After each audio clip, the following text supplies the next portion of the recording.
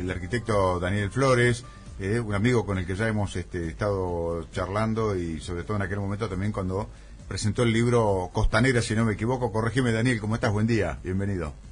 Buen día, Daniel. Sí, era Costanera, en el 2023 lo presentamos. Así es. Y bueno, y ahí hablábamos sobre todos estos temas, en realidad. Exactamente. Daniel, bueno, ¿qué te pareció primero el tema del anuncio que hace el gobernador, ¿no?, de la hidrovía, y después recorremos un poquito la historia esta que vos hiciste del trabajo del Río Negro, ¿no?, la propuesta tuya, que dice de, utilizar el río como un recurso, ¿no?, como transporte fluvial.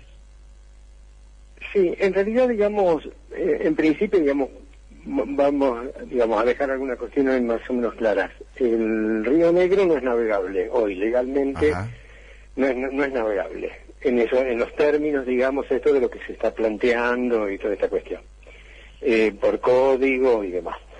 Pero más allá de eso, digamos, lo que a mí me parece, digamos, que es una muy buena noticia. Es una muy buena noticia que se empiece, digamos, de nuevo a replantear, digamos, el tema de la hidrovía. Lo que sí me parece, digamos, que también lo que se tiene que tener en cuenta es que la hidrovía debería ser, digamos, como más amplio el concepto, que no sea solamente, digamos, marcada con la cuestión petrolera y para el tema de traslado de arenas y algunas cuestiones y demás, sino como más amplio, que nos permita, digamos, en los próximos, este es un proyecto que para mí es absolutamente trascendente, casi te diría que es como lo fue, digamos, los canales de riego y el sistema de riego en el 1910 con el ingeniero Cipoletti, Ballester y demás, que transformó una zona y un desierto, la transformó en un oasis fantástico productivo, que terminó, digamos, hasta el día de hoy, ya pasaron 120 años, 110 años, y terminó en más de 1,5 millones de personas viviendo. Este tema del río, también una cuestión, digamos, es el tema petrolero y demás, y que estaría perfecto para aprovecharlo por los traslados de arena, que sé cuánto, para el financiamiento de todo un desarrollo costanero de los 800 kilómetros que nosotros tenemos de costa. Tenemos 25 ciudades al borde de las costas. Quiere decir que si todas esas ciudades se fuesen con un frente costanero, un paseo costanero y un tema de tipo turístico, inmobiliario, de desarrollo y demás, produciría, digamos, un cambio notable en los próximos 50 años o 100 años. Ese me parece que es el punto central y la importancia del tema. Daniel, buen día, ¿cómo le va? Jorge Vergara le habla. Daniel, ¿y cómo se compatibiliza hoy no se puede navegar por el río o no es navegable el Río Negro con este proyecto? ¿Qué sería necesario para convertirlo en navegable?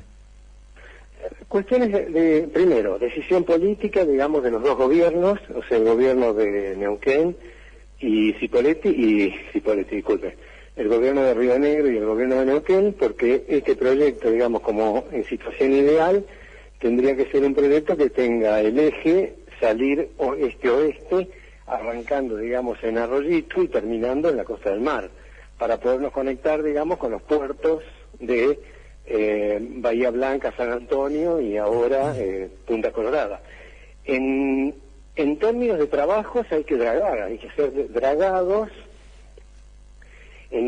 no te digo en todo el río, pero en bastantes lugares. O sea, la cuestión es que con las represas el río produjo muchos asentamientos. Desde el año 50 que se dejó la navegación, hay mucho embanque, accesiones aluvionales, caídas de árboles que nunca se trataron, y lo que tenés que hacer es dragarlo, digamos, un trabajo técnico muy intenso, de bastante guita, estás hablando, digamos, de no menos de 500 millones de dólares para todo lo que significa el dragado y todas estas cuestiones de la navegabilidad, pero también lo que es cierto, digamos, más allá de los negocios de transbordo, de transporte, lo que sí es cierto es que es una obra menor en términos de lo que te va a producir a futuro. O sea, totalmente. Si vos tenés eso es una inversión, es como una inversión inmobiliaria.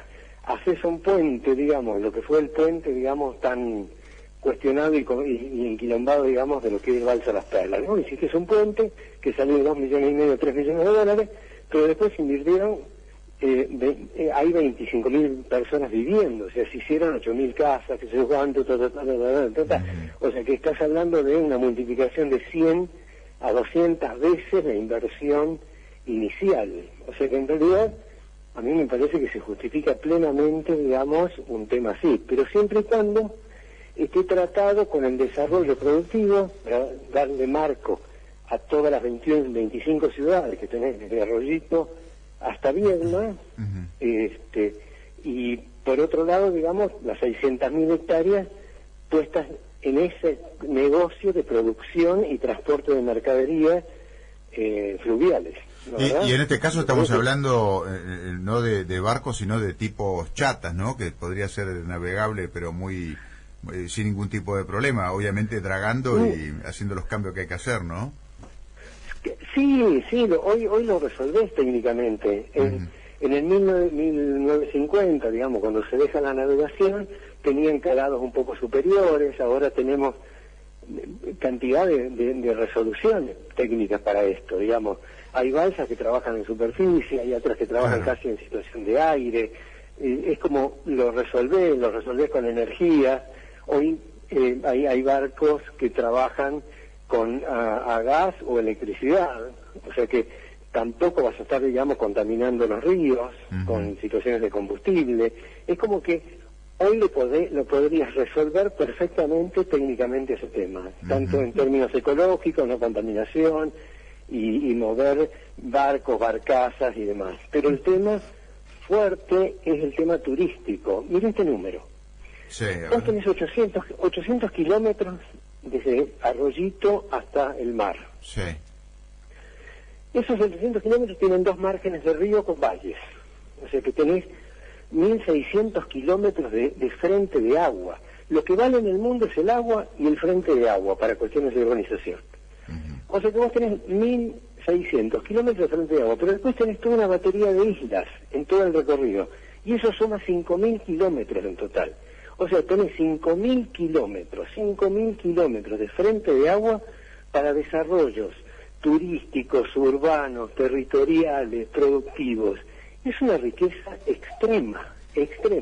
Si solamente se piensa con un tema de transbordo para el tema de las arenas y los caños, del petróleo y demás, me parece que está bien, qué sé yo, pero me parece que es absolutamente insuficiente. Porque, como dice Rolo Figueroa, tenés 35 años como máximo, digamos, de uso de petróleo. Quiere decir que entonces una obra pensar exclusivamente para ese tema me parece insuficiente. Creo que lo que tendría que ser es esa obra puesta con todos los desarrollos costaneros y toda una transformación de todas las ciudades sobre las costas del río para darle una magnitud brutal que cuando eso ya no esté el tema de la producción. Claro, vos estás pensando en un para siempre y no en esto que se puede agotar y mañana queda todo abandonado, ¿no? Digamos, esa es un poco la idea. Me parece que ese sería el grado inteligente de meterse en una obra de este tipo, que te lleve adelante en los próximos 100 años, que tengas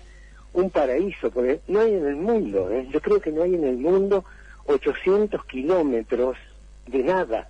Pensá que de los 800 kilómetros tenés urbanizado, tenés el pedacito de 10 kilómetros, digamos, de Neuquén, o menos, y otros 10 kilómetros en Viedma. Después no tenés nada, de nada. Es un paraíso absolutamente vacío. O sea, esa situación de un río de esta calidad, con esta calidad de agua, que te sirve desde beber hasta producir cualquier tipo de alimento orgánico, es una cosa absolutamente, casi te diré, extraña en el mundo. No hay ningún intendente, gobernador que te dijo leí el libro, vi el libro, no. No, los libros, eso, digamos, creo que ya lo tienen, digamos, por lo menos creo que Rolo Figueroa lo tiene.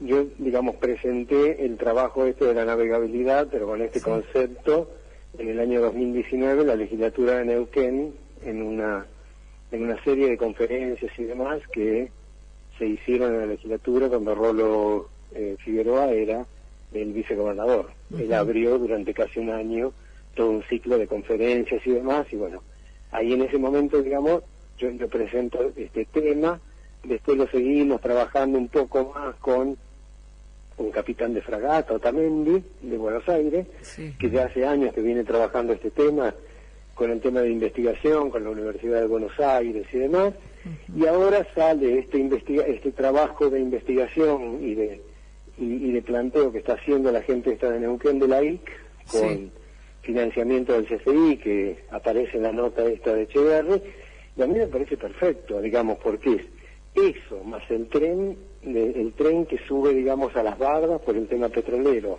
a la sí, barda norte, sí, más un cambio de todo y el arreglo de las rutas, lo que estás hablando es casi una inversión de 2.000 millones de dólares entre las tres vías, ¿no? O sea, la vía del río con sus desarrollos costaneros, el tren y las rutas, estás en ese dinero. Te digo que vos lo que estás haciendo, vos lo que haces con esta descripción y tu libro, estás ayudando a soñar. Vos me vas a decir, a esta altura de nuestra vida, acá los que estamos acá no lo vamos a ver, pero la obligación de organismos o de intendentes y gobernadores es proyectar a futuro en qué región se quiere vivir y en qué condiciones, ¿no? Claro.